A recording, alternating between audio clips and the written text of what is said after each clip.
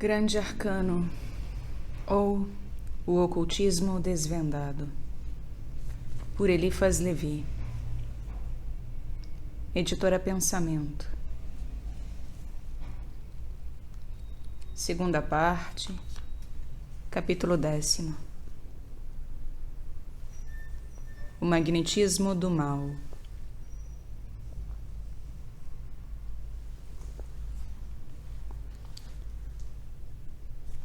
Um único espírito enche a imensidade. É o de Deus que nada limita ou divide. Aquele que está inteiramente em toda parte, sem estar contido em parte alguma.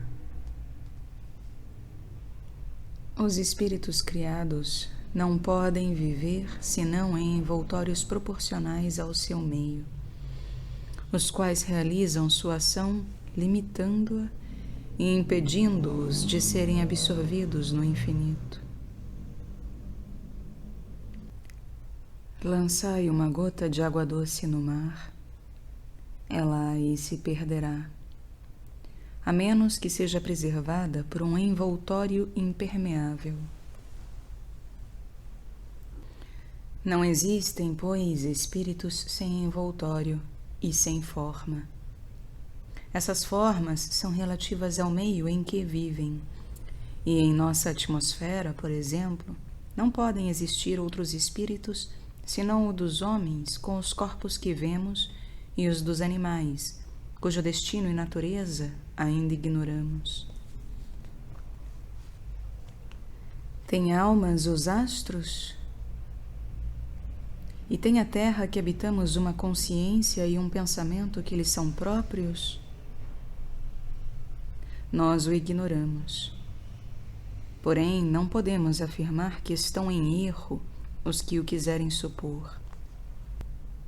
Explicaram-se assim certos fenômenos excepcionais por manifestações.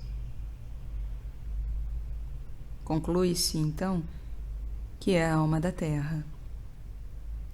E como muitas vezes foi notado uma espécie de antagonismo nessas manifestações, concluiu-se que a alma da Terra é múltipla, que se revela por 4 forças elementares que podemos resumir em 2 e que se equilibram por 3, o que é uma das soluções do grande enigma da Esfinge.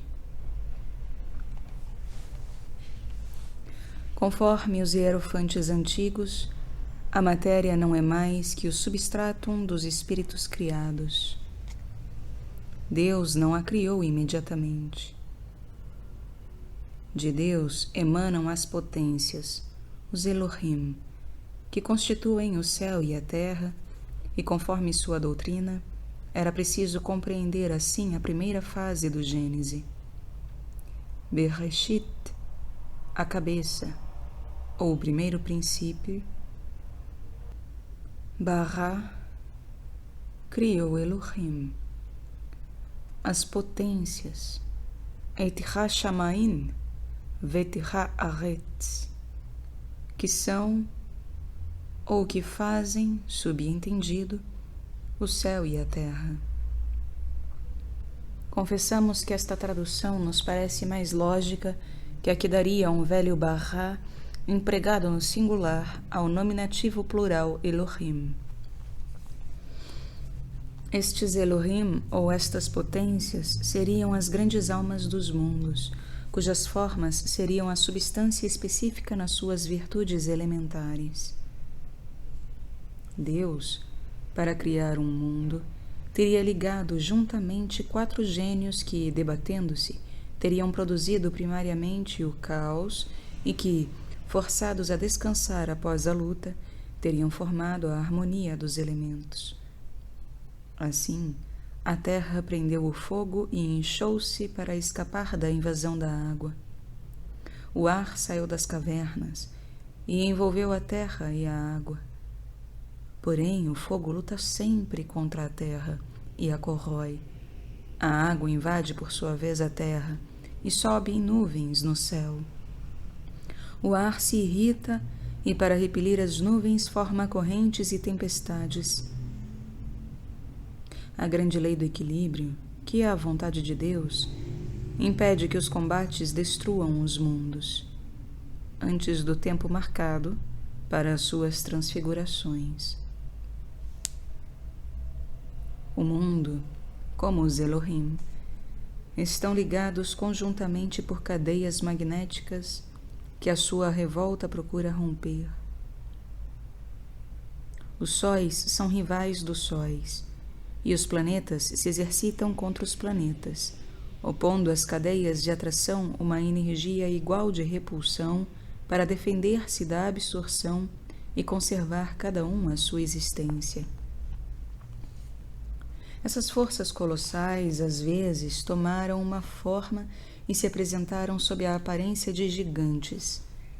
São os egrégoros do livro de Enoque, criaturas terríveis, para as quais somos o que para nós são os infusórios, ou germes microscópicos que pululam entre os nossos dentes e a nossa epiderme. Os egrégoros nos esmagam sem piedade, porque ignoram a nossa existência. São muito grandes para ver-nos e muito limitados para adivinhar-nos. Assim se explicam as convulsões planetárias que devoram populações. Sabemos muito bem que Deus não salva a mosca inocente, da qual uma cruel e estúpida criança arranca os pés e as asas, e que a providência não intervém em favor do formigueiro, cujos edifícios um viandante destrói e assola com os pés. Porque os órgãos de um oução escapam à análise do homem, o homem julga ter o direito de supor que, diante da natureza eterna, a existência dele é muito mais preciosa que a de um oução. Oh, Camões tinha provavelmente mais gênio que o egrégoro Adamastor. Porém, coroado de nuvens, tendo as vagas por cinto e os furacões por manto, podia o gigante Adamastor adivinhar as poesias de Camões? A ostra nos parece boa para comer. Supomos que não tem consciência de si mesma e que, por conseguinte, não sofre, e sem o menor sentimento, nós a devoramos. Lançamos completamente vivos o caranguejo, o camarão e a lagosta na água fervente, porque, sendo cozidos desta forma, têm uma carne mais firme e um gosto mais saboroso. Por que lei assim terrível abandona Deus o fraco ao forte, o pequeno ao grande, sem que o papão tenha alguma ideia das torturas que faz sofrer ao débil ente que devora? E quem nos assegura que alguém tomará nossa defesa contra os entes mais fortes e tão ávidos como nós? Os astros agem e reagem uns sobre os outros. Seu equilíbrio é formado por laços de amor e esforços de ódio. Às vezes, a resistência de uma estrela se rompe e ela é atraída para um sol que a devora. Outras vezes, uma outra sente sua força de atração expirar nela e é lançada fora de sua órbita pelo girar dos universos. Astros amantes se aproximam e dão à luz novas estrelas. O espaço infinito é a grande cidade dos sóis. Eles formam conselhos entre si e se dirigem reciprocamente telegramas de luz. Há estrelas que são irmãs, outras há que são rivais. As almas dos astros, presas pela necessidade da sua carreira regular, podem exercer sua liberdade divergindo seus eflúvios. Quando a terra é má, torna os homens furiosos e desencadeia flagelos na sua superfície. Envia então aos planetas, aos quais não ama, um magnetismo envenenado. Porém eles se vingam, enviando-lhe a guerra. Vênus derrama sobre ela o veneno dos maus costumes. Júpiter excita os reis uns contra os outros. Mercúrio desencadeia contra os homens as serpentes do seu caduceu. A lua os torna loucos e Saturno os leva ao desespero. Estes amores e essas cóleras das estrelas são a base de toda a astrologia, agora talvez muito desdenhada. Não provou recentemente a análise espectral de Bunsen que cada astro tem a sua imantação determinada por uma base metálica especial e particular? E que há no céu escalas de atração como gamas de cores? Pode, pois, existir também, e certamente existem, entre os globos celestes, influências magnéticas que obedecem, talvez, à vontade destes globos, se os supusermos dotados de inteligência ou dominados por gênios que os antigos chamavam os vigilantes do céu ou egrégoros. O estudo da natureza nos faz notar contradições que nos espantam. Em toda parte, encontramos a prova de uma inteligência infinita. Porém, muitas vezes também, temos de reconhecer a ação de forças perfeitamente cegas. Os flagelos são desordens que não podemos atribuir ao princípio da ordem eterna. As pestes, inundações e fomes não são ordens de Deus. Atribuí-las ao diabo, isto é, a um anjo condenado, cuja má obra Deus permite, é supor um Deus hipócrita que se oculta para fazer mal atrás de um gerente responsável e viciado. De onde vêm, então, estas desordens? Do erro das causas segundas. Porém, se as causas segundas são capazes de erro, é porque são inteligentes e autônomas. Eis-nos completamente na doutrina dos egrégoros. Conforme esta doutrina, os astros não cuidariam dos parasitas que pululam na epiderme deles e se ocupariam somente dos seus ódios e amores. O nosso Sol, cujas manchas são um começo de resfriamento, é arrastado lentamente, porém fatalmente, para a constelação de Hércules. Um dia lhe faltará luz e calor, porque os astros envelhecem e devem morrer, como nós. Não terá mais, então, a força de repelir os planetas, que irão, com ímpeto, despedaçar-se nele, e será o fim do nosso universo. Porém, um novo universo se formará com os restos deste.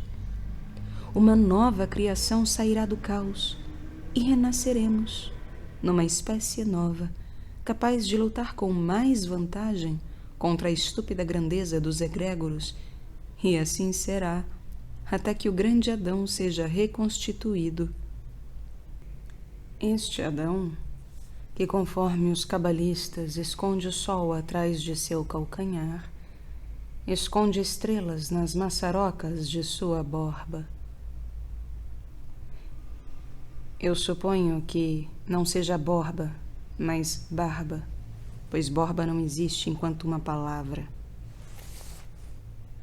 E quando quer andar, anda com um pé no Oriente e com o outro no Ocidente. Os egrégoros são os Enassim ou Enaquins da Bíblia, ou antes, conforme o livro de Enoque, são os seus pais. São os titãs da fábula e encontram-se em todas as tradições religiosas. São eles que, nas lutas, lançam os aerólitos no espaço, viajam a cavalo nos cometas e fazem chover estrelas cadentes e bólides inflamados. O ar se torna doentio, as águas se corrompem, a terra treme e os vulcões estouram furiosamente, quando estão irritados ou doentes. Às vezes, durante as noites de estio, os habitantes atrasados dos vales do sul veem com espanto a forma colossal de um homem imóvel que está assentado no planalto das montanhas e banha seus pés em algum lago solitário. Passam fazendo o sinal da cruz e julgam ter visto Satã, quando apenas encontraram a sombra pensativa de um egrégoro. Estes egrégoros, se tivéssemos de admitir sua existência, seriam os agentes plásticos de Deus, as rodas vivas da máquina criadora, multiformes como Proteu, porém sempre presos à sua matéria elementar. Saberiam segredos que a imensidade nos rouba, porém ignorariam coisas que sabemos. As evocações da magia antiga se dirigem a eles, e os nomes bizarros que lhes davam a Pérsia e a Caldeia acham-se conservados nos antigos grimórios. Os árabes, poéticos conservadores das tradições primitivas do Oriente, creem ainda nestes gigantescos gênios. Existem brancos e pretos. Os pretos são maus e chamam-se afritas. Maomé conservou estes gênios e fez deles anjos tão grandes que o vento das suas asas balançam os mundos no espaço. Confessamos que não gostamos desta multidão de entes intermediários que nos ocultam Deus e parecem torná-lo inútil. Se a cadeia dos espíritos aumenta sempre seus anéis, subindo a Deus, não vemos razão para que pare, porque progredirá sempre no infinito, sem jamais poder tocá-lo. Temos bilhões de deuses a vencer ou dominar, sem jamais poder chegar à liberdade ou à paz. É por isso que rejeitamos definitiva e absolutamente a mitologia dos egrégoros. Aqui, respiramos demoradamente e enxugamos a fronte como um homem que desperta após um sonho penoso. Contemplamos o céu cheio de astros, porém vazio de fantasmas, e, com um indizível alívio de coração, repetimos a plena voz estas primeiras palavras do símbolo de Nicéia. Credo in unum Deum.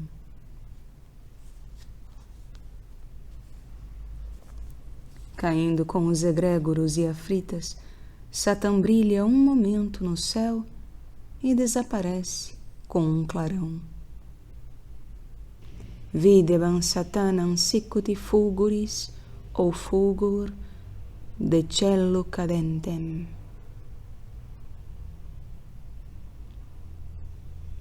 Os gigantes da Bíblia foram sepultados pelo dilúvio. Os titãs da fábula foram esmagados sob as montanhas que tinham amontoado. Júpiter não é mais que uma estrela, e toda a fantasmagoria gigantesca do antigo mundo não é mais que uma colossal gargalhada que, em Rabelais, se chama Gargântua. O próprio Deus não quer mais que o representem sob a forma de um monstruoso panteu. É o Pai das proporções e da harmonia, e repele as enormidades. Seus hieróglifos favoritos são as brancas e mansas figuras do cordeiro e da pomba, e se apresenta a nós nos braços de uma mãe sob a forma de uma criancinha. Quão adorável é o simbolismo católico, e quantos padres abomináveis o desconheceram. Imaginai a pomba do espírito de amor pairando sobre a fumaça gordurenta dos autos de fé, e a Virgem Mãe vendo queimar as judias. Vede caírem infelizes jovens sob as balas dos uavos do menino Jesus e sob o fogo dos canhões colocados ao redor do tesouro das indulgências. Mas quem pode sondar os segredos da providência? Talvez, por esta aberração de poder militar, todos os dissidentes são absolutos e o pecado do pastor torna-se a inocência do mundo. Aliás, não é o Papa um santo padre? E não crê ele que faz o seu dever com toda a sinceridade do seu coração? Quem, pois, é culpado? O culpado e o espírito de contradição e erro é o espírito de mentira, que foi homicida desde o princípio. É o tentador. É o diabo. É o magnetismo do mal. O magnetismo do mal é a corrente fatal dos hábitos perversos. É a síntese híbrida de todos os insetos vorazes e astutos que o homem tira dos animais piores. E é realmente neste sentido filosófico que o simbolismo da Idade Média personificou o demônio. Tem chifres de bode ou de burro, olhos de coruja, nariz como bico de abutre, uma goela de tigre, asas de morcego, garras de árpia e ventre de hipopótamo. Que figura para um anjo, mesmo decaído! E quão longe está do soberbo rei dos infernos, sonhado pelo gênio de Milton. Porém, o Satã de Milton outra coisa não representa senão o gênio revolucionário dos ingleses sobre um Cromwell, e o verdadeiro diabo é sempre o das catedrais e lendas. É ágil como o macaco, insinuante como o réptil, astuto como a raposa, alegre como o gato, covarde como o lobo ou o chacal. E rasteiro e adulador como o criado, ingrato como um rei e vingativo como um mau padre, inconsciente e pérfido como uma galante mulher. Há um Proteu que toma todas as formas, exceto a do cordeiro e da pomba, dizem os velhos grimórios. Ora, é um pajenzinho velhaco que leva a cauda do vestido de uma grande dama. Ora, é um teólogo vestido de arminho, ou um cavaleiro barbado de ferro. O conselheiro do mal penetra em toda parte, esconde-se até no seio das rosas. Às vezes, sob uma capa de chantre ou de bispo, passeia sua cauda mal dissimulada pelas lajes de uma igreja. Prende-se aos cordões da disciplina das freiras e se achata entre as páginas dos breviários. Geme na bolsa vazia do pobre e, pelo buraco da fechadura dos cofres, chama em voz baixa aos ladrões. Seu caráter essencial e inextinguível é ser sempre ridículo, porque, na ordem moral, é a besta, e será sempre a tolice. É inútil ter astúcia, combinar, calcular, fazer mal. É falta de espírito. Seu hábito, dizem os feiticeiros, é pedir sempre alguma coisa. Contenta-se com um farrapo, um sapato velho, um pedaço de palha. Quem não compreende aqui a alegoria? Conceder ao mal a menor coisa não é fazer pacto com ele? Chamá-lo, seja apenas por curiosidade, não é entregar-lhe a nossa alma? Toda essa mitologia diabólica dos lendários é cheia de filosofia e de razão. O orgulho, a avareza, a inveja não são por si mesmas personagens. Porém, muitas vezes se personificam nos homens e aqueles que chegam a ver o diabo miram-se na sua própria fealdade. O diabo jamais foi belo. Não é um anjo decaído, pois está condenado desde o nascimento, e o próprio Deus jamais lhe perdoará, porque para Deus não existe. Existe como os nossos erros. É o vício, é a doença, é o medo, é a demência e a mentira, é a febre do hospital dos limbos em que definham as almas doentes. Nunca entrou nas regiões serenas do céu e não poderia, por conseguinte, ter caído delas. Arreda, pois, o dualismo ímpio dos maniqueus. Arreda este competidor de Deus, sempre poderoso, apesar de fulminado, e que ele disputa o mundo. Arreda esse criado sedutor dos filhos do seu Senhor, que forçou o próprio Deus a sofrer a morte para resgatar os homens que o anjo rebelde tinha escravizado e ao qual Deus ainda abandona, apesar disso, a maioria daqueles que quis resgatar por um sacrifício tão inconcebível. Abaixo o último e mais monstruoso dos egrégoros. Glória e triunfo eterno só a Deus. Contudo, honra eterna ao dogma sublime da redenção, respeito a todas as tradições da Igreja Universal.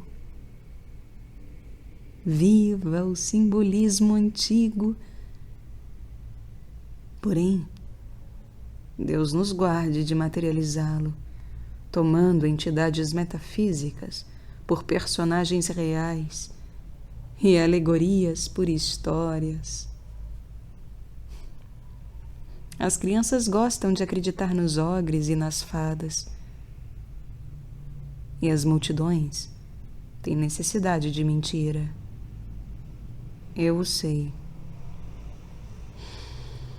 Apelo para as amas e os padres. Porém, escrevo um livro de filosofia oculta que não deve ser lido nem pelas crianças, nem pelas pessoas fracas de espírito. Pessoas há para as quais o mundo pareceria vazio se não fosse povoado de quimeras. A imensidade do céu as aborreceria se não fosse povoada de duendes e demônios. Essas grandes crianças nos lembram a fábula do Bonfontaine, que julgava ver o mastodonte na lua, quando estava vendo um ratinho escondido entre os vidros da luneta. Todos temos em nós nosso tentador ou nosso diabo, que nasce dos nossos temperamentos ou dos nossos humores. Para uns, é um peru que faz a roda. Para outros, é um macaco que arreganha os dentes. É o lado animal da nossa humanidade. É a repulsão tenebrosa da nossa alma. É a ferocidade dos instintos animais exagerada pela vaidade dos pensamentos estreitos e falsos. É o amor da mentira, enfim, nos espíritos que, por fraqueza ou indiferença, desesperam da verdade. Os possessos do demônio são em tão grande número que compõem o que Jesus Cristo chamava o mundo. E é por isso que dizia aos seus apóstolos: o mundo vos fará morrer.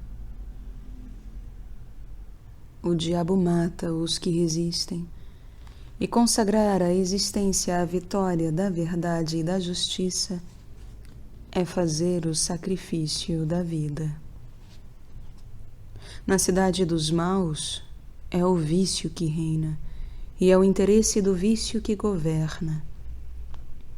O justo é condenado de antemão, não havendo necessidade de julgá-lo.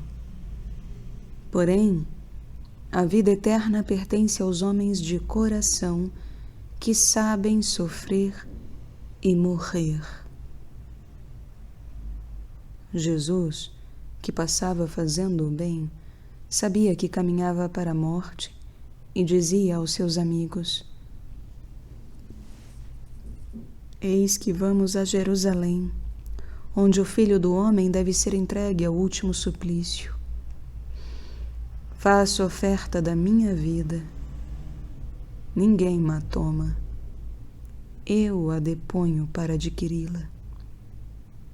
Se alguém quer imitar-me, que aceite de antemão a cruz dos malfeitores e caminhe pelas nossas pegadas. Todos vós que agora me vedes, não me vereis mais. Quer então matar-se ele? Diziam os judeus que ouviam falar assim. Porém, fazer-se matar pelos outros não é matar a si mesmo. Os heróis das Termopilas sabiam bem que aí morriam todos, desde o primeiro até o último, e o seu glorioso combate não foi certamente um suicídio. O sacrifício de si mesmo nunca é suicídio. E Curcio, se a sua história não for fabulosa, não é um suicida. Voltando a Cartago, cometia Régulo um suicídio? Suicidava-se Sócrates quando recusava evadir-se da prisão após sua sentença de morte? Catão, preferindo rasgar seu ventre a sofrer a loucura de César, é um republicano sublime. O soldado ferido que, caído no campo de batalha e não tendo por arma mais que a sua baioneta, quando lhe dizem, entrega as armas, mergulha esta baioneta no coração dizendo, vem tomá-las, não é um homem que se suicida. É um herói que é fiel ao seu juramento de vencer ou morrer. O senhor Beaurepaire, fazendo saltar seus miolos antes de assassinar uma capitulação vergonhosa, não se suicida. Sacrifica-se à honra. Quando a gente não tem pacto com o mal, não deve temê-lo. Mas, quando não teme o mal, não deve temer a morte. Ela só tem império terrível sobre o mal. A morte negra, a morte espantosa, a morte cheia de angústia e de temor, é filha do diabo.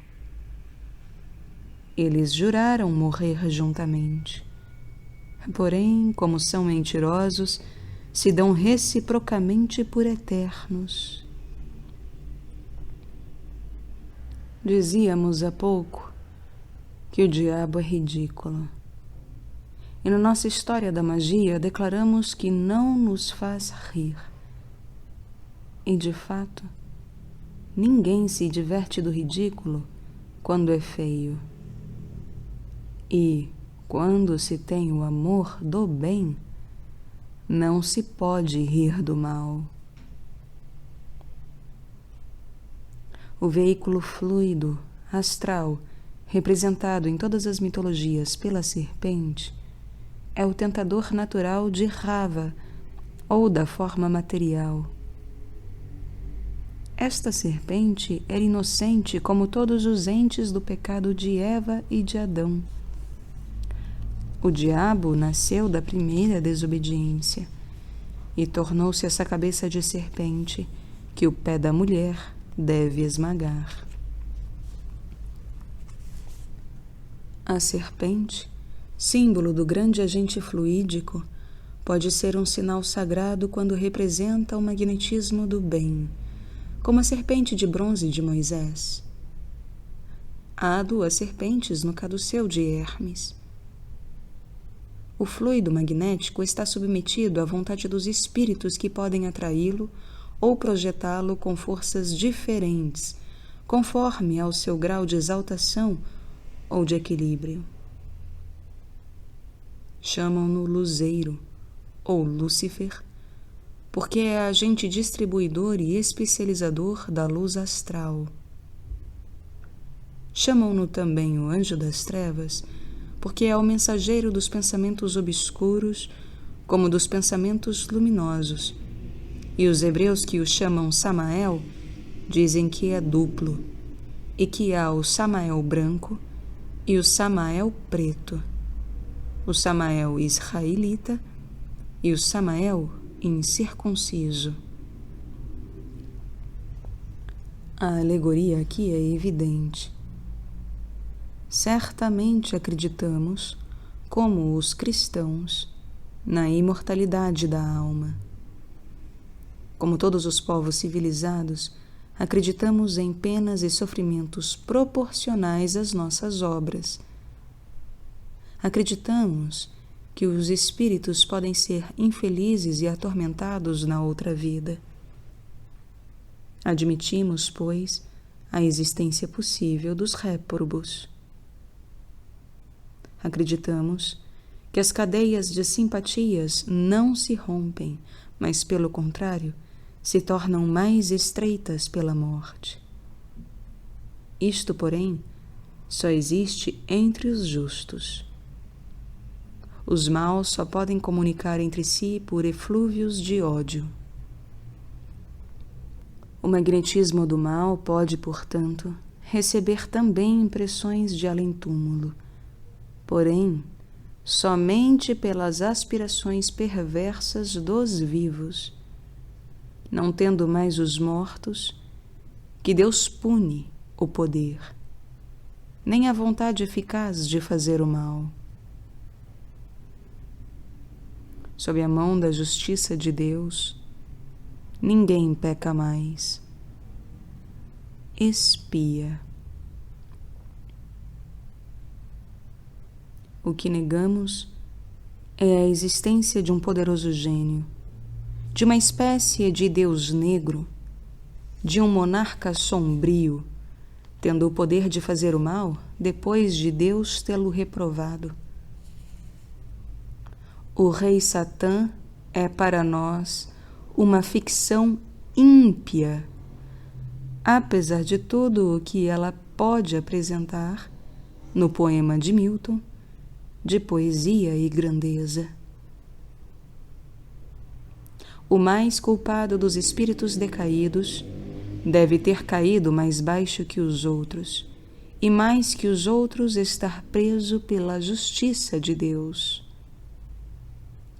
As galés têm, sem dúvida, seus reis que exercem ainda uma certa influência no mundo criminal.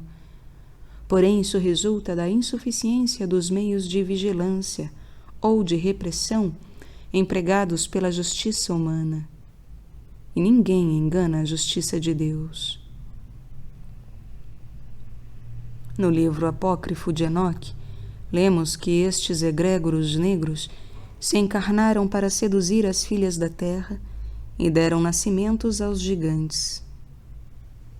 Os verdadeiros egrégores, isto é, os vigilantes da noite, nos quais gostamos de crer, são os astros do céu com seus olhos sempre brilhantes.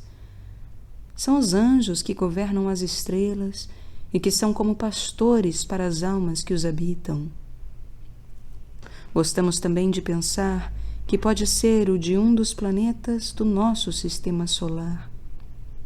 Assim, conforme as poéticas tradições da Cabalá, Micael, o anjo do sol, é o do povo de Deus.